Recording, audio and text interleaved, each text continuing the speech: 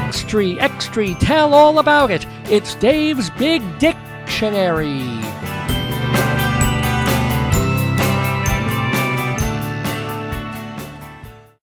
That's right. Our last segment of this program, our 652nd, has to do with a word chosen honestly at random earlier in the program by my wife, who thumbed through it. And by the way, let me just make sure that I've got... There we go. She thumbed through the dictionary, like so, and put her finger down on a word. And then my job, as part of this segment, is to think for a bit and try and come up with stuff to talk about involving that word, either anecdotal or stuff in my life, or hell, make up some stuff, whatever it takes. I kind of lost... Oh, there are my notes. Cool. And I've had fun doing that for a bunch of weeks now. So the words have included everything from erythrocyte to hue, like the color. What were some of the others that we had? What were a couple of the other words? Chlorate, fob off, nocturne, snobbery, spleen. Spleen was a good one. Tap, ultra. So yeah, this time, of all the words that my wife... All the words out of 75,000 that my wife's finger could have landed upon, she picks, honest to God, by accident, the word virgin. I kid you not. So let me give you the definition of virgin according to Merriam-Webster. It's a noun, an unmarried woman devoted to religion. Isn't that interesting?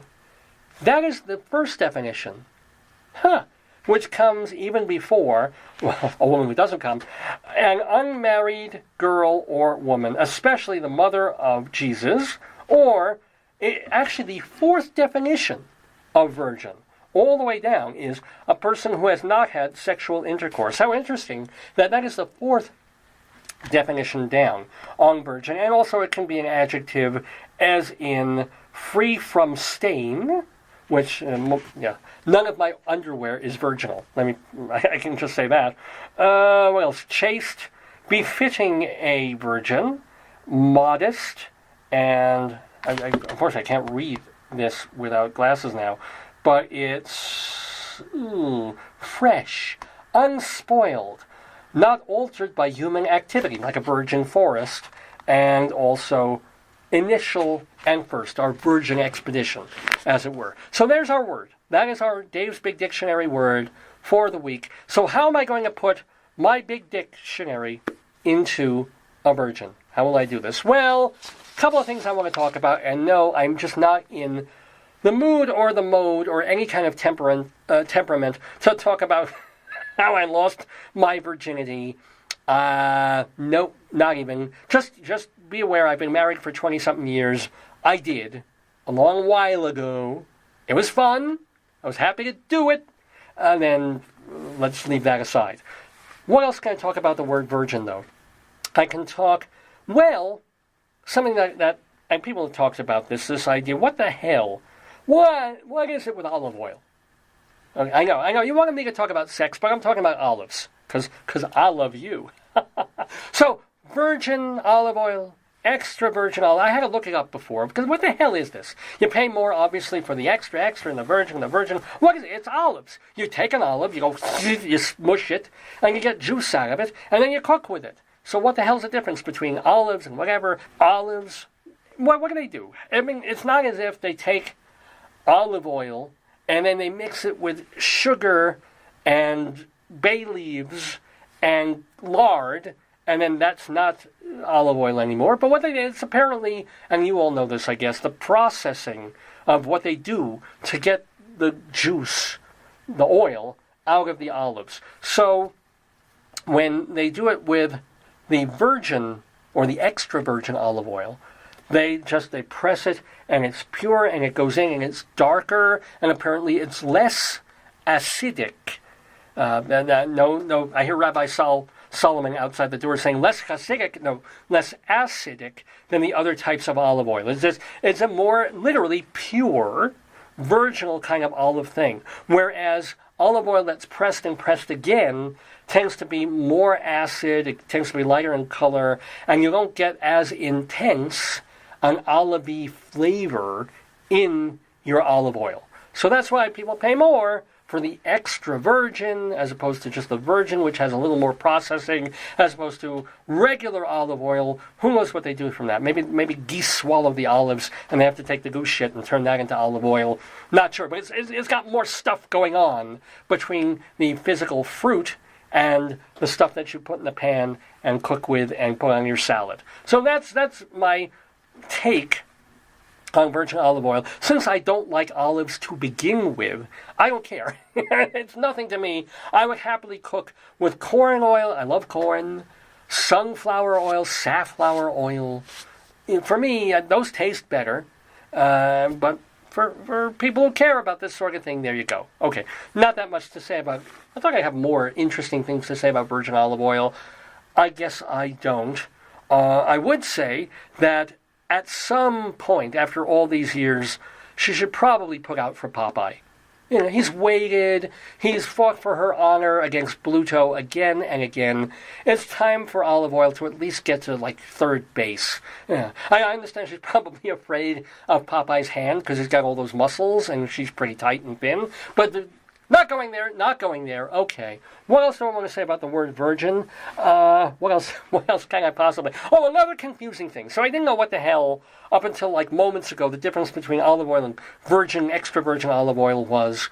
The other big confusing thing, me being Jewish, had to do with the Virgin Mary, right? Because of all things, you figure the Bible, New Testament, Old Testament, whatever you want to say, it's a literary work of fiction written by old white men. Some of them Jewish, some of them formerly Jewish.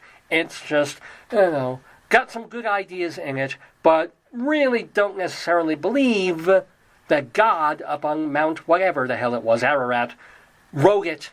Thousands of words, had literary allusions, storytelling powers, and different kinds of literary style in the first couple of chapters, and the whole rest of the book, nonsense. Okay, fine. So you've got this book.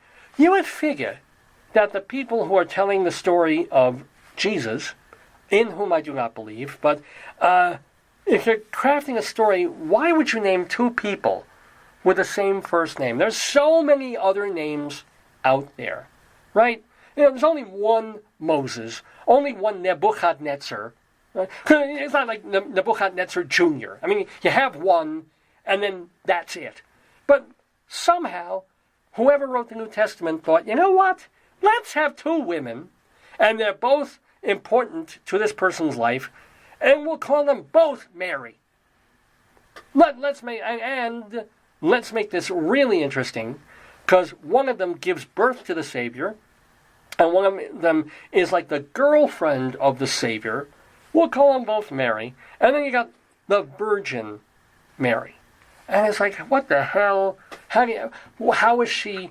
Is this idea that when Mary was pregnant with Jesus, I think this is the thing, that she gave birth to him virginally, or I still get this confused. Or was Mary virginally born, right?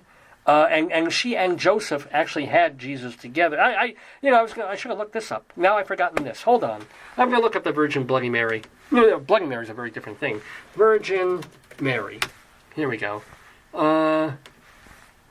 So according to the New Testament, what the hell happened to her? She conceived Jesus without the help of Joseph. Maybe this was an example of panspermia that we were talking about before. Maybe that comet came down and there were Jesus spores from some other galaxy. And, she was sleeping, went up her dress, went boom, and 9 months later she had a regular, basically human baby, right, through a virgin birth conception. Why they had to make this so incredibly confusing. And then, of course, you've got the Virgin Madonna complex. You've got one Mary who was a virgin, but not really, because she was just a virgin giving birth to Jesus. She was married. She was banging Joseph.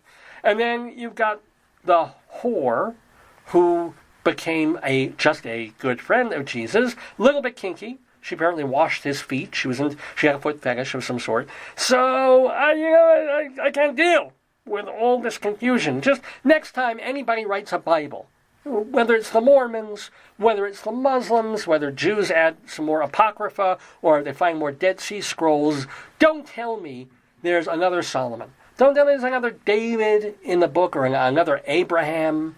That's the other guy who did the two names, Abraham. Because first he was Abram, and then they put the H in his name for God, whatever. I mean, what do you have to do? Do you have to go to, downtown to the courts and file papers to legally change his name? Weird book, the Bible. I'm all over the place with this. I probably should have told the story about how I lost my virginity. I'm not going to. Is there anything else I can say about Virgin? Virgin Atlantic? No, I don't think I've ever ridden in a Virgin plane. I like Virgin Records. They were pretty important for a while. They had some good people on them. Virgin Forest? Virgin... Nope.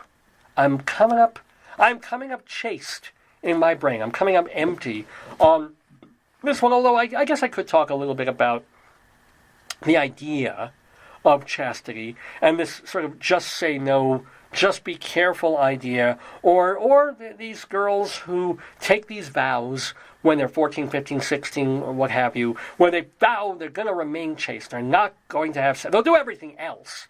I mean, they will take, I guess, I'm not sure about this, but they'll take legs of tables and insert them in various orifices, but the one thing they won't do is like a boy go up in the woohoo, and I guess that's okay. Yeah, if you make that choice, that's your choice. I think it's just like the war on drugs.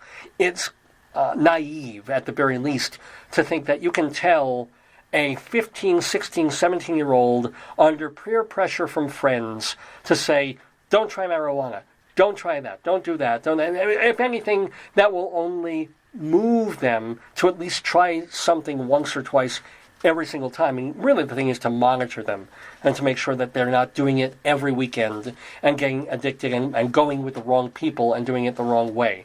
Same thing with sex and same thing with virginity. I mean, it's nice. It's a nice idea that a woman will protect her body, and it is a very personal, intimate thing to let another human being to go physically in, as opposed to just doing stuff on or nice rubby underclothing, fine.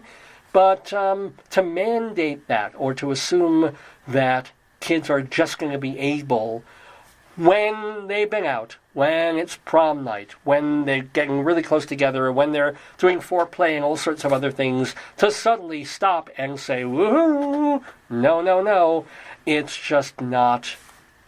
Again, it's a continuous naivete.